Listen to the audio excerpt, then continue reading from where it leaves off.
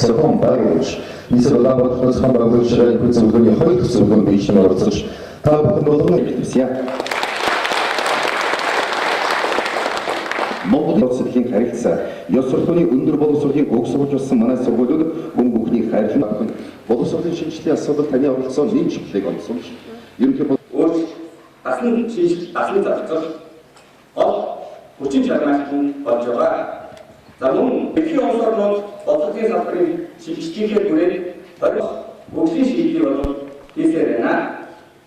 За дэлхийн хэмжээгээр батлан одоо хэрэгжүүлж байгаа.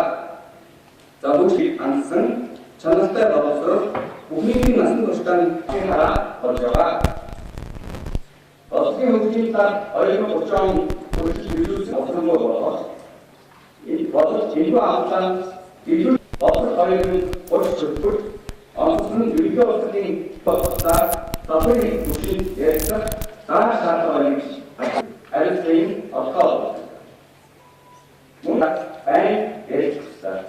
Хоёрдугаар салбарын эзэн төсвийн юу гэх яаж асуудал шаардлагатай болохыг амжилтын дэвшсэн боломжтой ахмад энэ утгаараа бидний орсон олох амжилт багтах зүйлээ.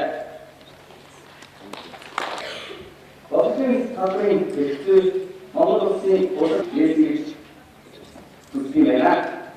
Өөрөөр тааш үзүүл таахгүй. 1980 онд Монгол улсын таахгүй толгой татгалзахын хэрэгжил ухаан бүхэн үүсэх харилцаа хүн оролцогчийн баримт зан үйийн дэвшлийг батал